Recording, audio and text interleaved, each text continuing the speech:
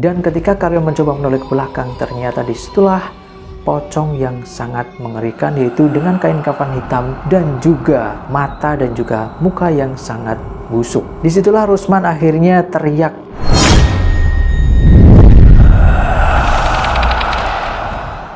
Assalamualaikum warahmatullahi wabarakatuh. Hey brothers, kembali lagi di channel Awan Story, tepatnya di segmen obrolan horor yang ke-11. Pada segmen kali ini, mungkin kalian pernah mendengar sebuah kisah yang sempat viral kurang lebih pada tahun 2018-2019, yaitu kisah ini mengenai pocong hitam yang konon katanya menjilat sandal ataupun barang-barang di luar rumah Anda, dan hal itu akan menyebabkan Anda meninggal setelah Anda memakai pakaian-pakaian yang telah dijilat oleh pocong tersebut. Kisah ini terjadi di sebuah daerah yang terletak di Jawa Tengah, yaitu tepatnya di daerah Pemalang, Pekalongan, dan juga sekitarnya. Kisah ini udah cukup lama, cuman banyak sekali orang yang menganggap hal ini adalah mitos. Namun, why don't we try to speak this topic again, karena ini sangat seru untuk dibahas. Tanpa banyak basa-basi, inilah ceritanya.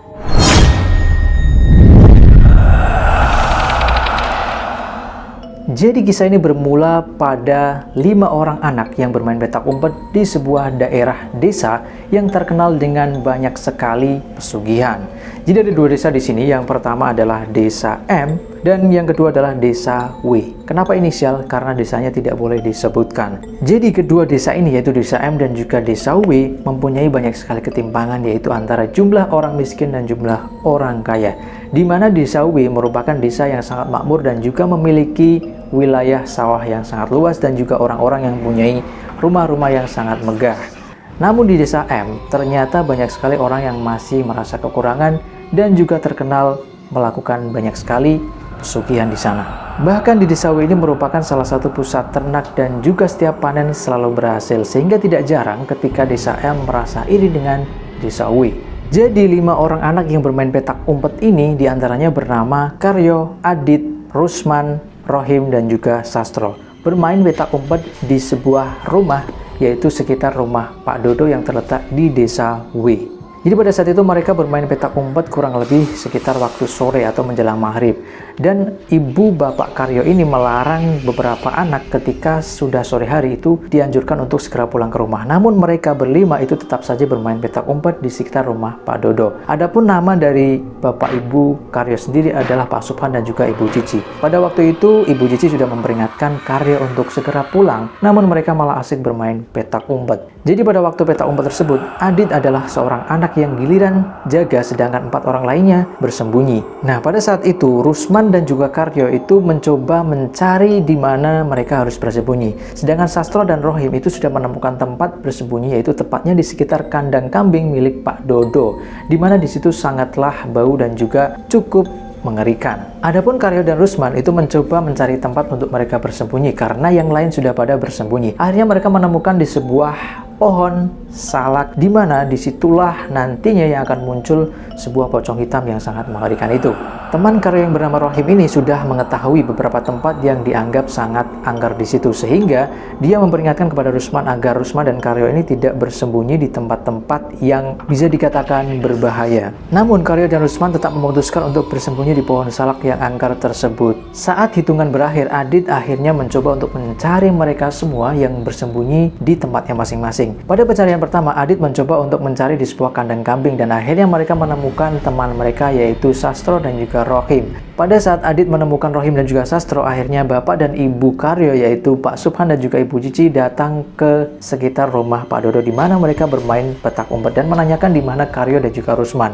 Rohim dan juga Sastro yang saat itu sudah ditemukan oleh Adit menjawab tidak mengetahui di mana keberadaan Karyo karena Adit sedang mencari mereka. Kemudian Adit berusaha untuk terus mencari Karyo dan juga Rusman di mana mereka bersembunyi. Dan tepat ketika mereka melihat sebuah bayangan di samping pohon salak, akhirnya si Adit ini mencoba untuk mendekat dengan perlahan, dengan sangat hati-hati dan tanpa menginjak daun kering dan juga ranting-ranting agar tidak terdengar oleh mereka berdua. Sehingga Adit mencoba untuk terus mendekat dengan pelan, dan akhirnya si Adit sampailah di dekat pohon salak di mana mereka bersembunyi. Namun mereka belum mengetahui jika Rusman dan juga Karyo itu berada di situ. Di samping itu, Karyo dan juga Rusman merasa sangat terganggu karena di situ banyak sekali nyamuk dan juga gangguan-gangguan seperti halnya hewan-hewan lain dan juga ranting-ranting yang ada di situ.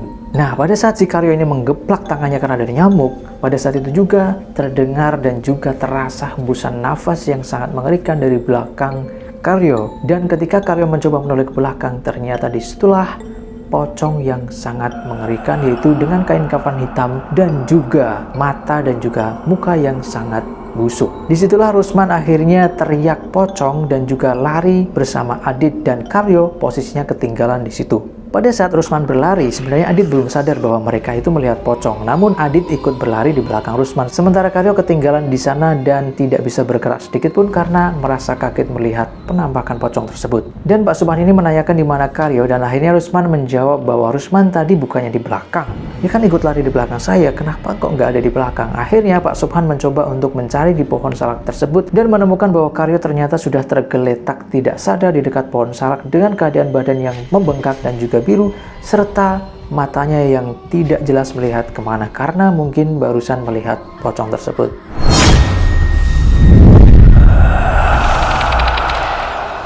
Dan akhirnya Pak Subhan mencoba mengangkat badan Karyo dan membawanya pulang ke rumah. Dan di saat itu juga Rusman mengatakan bahwa Karyo dan Rusman barusan melihat pocong hitam yang sangat mengerikan. Dan disitulah timbul dugaan bahwa pocong tersebut mencoba untuk mengganggu warga desa W dan mencari tumbal mereka. Pada kondisi Karyo yang tidak tersadarkan diri, akhirnya Pak Subhan mencoba untuk mencari bantuan dari kiai yang terletak di desa W tersebut. Dan datanglah seorang bapak kiai yang sudah memahami berbagai cara untuk mengusir jin dan juga mengatasi orang-orang yang terkena sawan. Setelah itu datanglah Pak Kiai yang terletak di desa W tersebut dan mengatakan bahwa Karyo hanya terkena sawan karena mungkin kaget setelah melihat penampakan yang sangat mengerikan, yaitu pocong hitam tersebut. Namun Pak Kiai juga mengatakan bahwa nyawa Karyo juga bisa tidak terselamatkan jika tidak dibacakan ayat-ayat Al-Quran selama kurang lebih 7 hari 7 malam dan berturut-turut. Dan bisa saja Karyo menjadi tumbal bagi salah satu pelaku pesugihan di desa M. Pak Kiai juga menjelaskan bahwa salah satu misi datangnya pocong tersebut adalah untuk menghancurkan para orang-orang kaya yang terletak di desa W. Pak Kiai tersebut juga mengetahui kelemahan dari pocong hitam tersebut, yaitu semua warga yang terletak di desa W agar memasang sebuah bambu kuning di depan rumahnya agar pocong tersebut tidak bisa menjangkau rumah mereka. Dan Pak Kiai juga menginstruksikan agar semua warga memasukkan barang, entah itu sandal, pakaian, dan semuanya ke dalam rumah agar tidak dijilat oleh pocong tersebut. Karena jika sampai barang-barang mereka dijilat oleh pocong tersebut, mereka bisa jadi korban berikutnya. Warga desa W sempat tidak percaya dengan adanya mitos pocong hitam tersebut karena mereka tidak melihatnya secara langsung.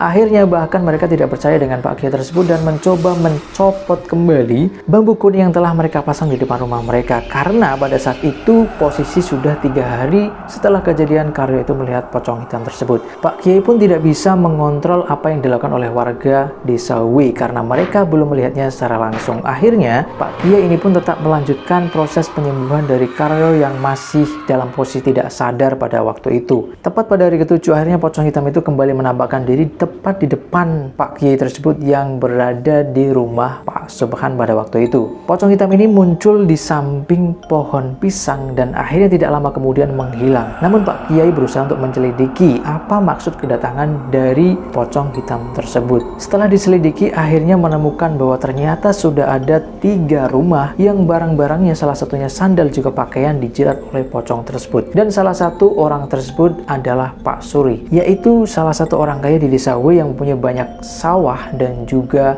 rumahnya yang sangat bagus. Kemudian Pak Kiai menemui langsung Pak Suri di mana barang-barang dia dan juga sandal sudah dijilat oleh pocong tersebut dan mengatakan bahwa jangan sampai memakai pakaian yang telah dijilat oleh pocong hitam karena bisa jadi Pak Suri akan menjadi korban tumbal selanjutnya. Pak Kiai juga menjelaskan ketika Pak Suri menanyakan tentang cairan hitam yang berada di pakaian dia yang sudah dijilat oleh pocong hitam, yaitu bahwa cairan tersebut merupakan cairan atas jilatan dari pocong tersebut yang menyebabkan nantinya ketika dipakai oleh sang pemilik akan merasakan panas dan selanjutnya akan dijadikan tumbal pesugihan dari salah satu pelaku pesugihan di desa M. Dan ternyata yang lebih mengejutkan lagi, tidak hanya Pak Suri dan juga 3 rumah itu, tetapi ada 20 orang lainnya yang ternyata rumahnya sudah dijilat beberapa barangnya oleh pocong hitam tersebut. Akhirnya Pak Kiai kembali menginstruksikan kepada seluruh warga desa W agar segera menancapkan kembali bambu kuning di sekitar rumahnya agar terlindung dari serangan pocong hitam tersebut. Singkat cerita, akhirnya si Karyo ini sembuh dari sawan dia dan mengatakan bahwa si Karyo ini ternyata disandra di sebuah tempat dan disuruh mengatakan siapa saja orang kaya yang ada di desa W.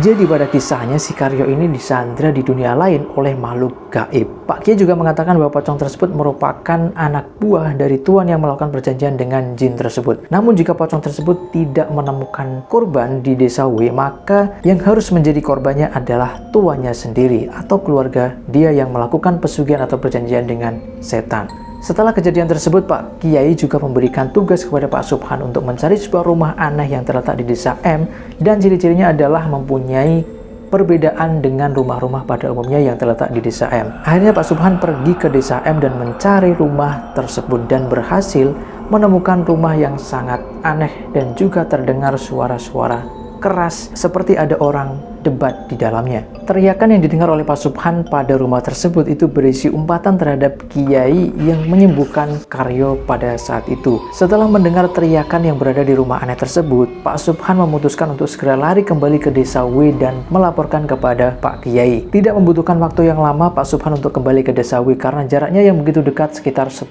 menitan saja. Setelah Pak Subhan kembali ke desa W, Pak Kiai kembali menginstruksikan kepada seluruh warga agar tetap memasangkan bambu kuning di sekitar rumah mereka agar serangan pocong terakhir tersebut tidak bisa dilakukan oleh pelaku pesugihan yang ada di desa M. Singkat cerita, proses pertarungan terakhir antara pocong hitam dan juga Pak Kiai tersebut terjadi di sebuah rumah yang bernama Ibu Lili. Ibu Lili ini juga merupakan salah satu korban teror pocong hitam tersebut selain Karyo. Ibu Lili ini merupakan orang yang sedang hamil, namun kondisinya sangat mirip dengan apa yang dialami oleh Karyo, yaitu badan membengkak dan warna kebiruan serta mata yang tidak jelas memandang kemana serta kakinya yang selalu berhenti kesakitan ketika dipegang. Pak Kiai meminta ruangan khusus kepada Ibu Lili untuk mengalahkan pocong tersebut dan akhirnya Bu Lili memberikan sebuah ruangan terletak di samping ruang makan kepada Pak Kiai dan disitulah Pak Kiai melakukan ritual khusus untuk memanggil pocong hitam tersebut.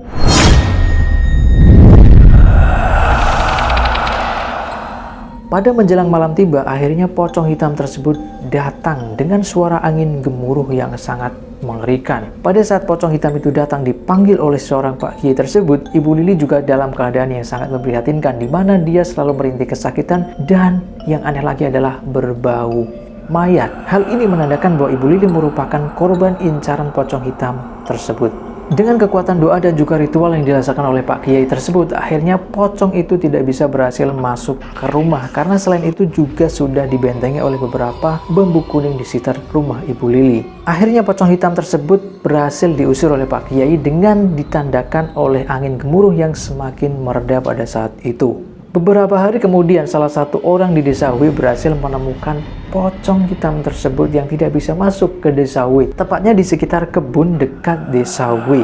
Sesuai dengan perjanjian awal, ketika pocong hitam tersebut gagal menemukan korban di desa W, maka korban yang selanjutnya adalah tuan dari pocong tersebut, yaitu pelaku pesugihan desa M yang melakukan perjanjian dengan setan. Beberapa hari kemudian terdengar berita bahwa salah satu pelaku pesugihan yang terletak di desa M jatuh miskin. Dan setelah jatuh miskin itu dikabarkan pelaku tersebut meninggal dunia dengan sangat-sangat aneh. Namun yang lebih mengejutkan bahwa pelaku pesugihan di desa M tersebut sudah melakukan kegiatan ini bertahun-tahun lamanya dan mengorbankan 3 anaknya untuk perjanjian awal dengan pocong hitam tersebut. Dan begitulah mengenai kisah legenda pocong hitam yang berada di salah satu wilayah Jawa Tengah, yaitu Pemalang. Terima kasih telah menonton video ini, jangan lupa subscribe dan sampai jumpa.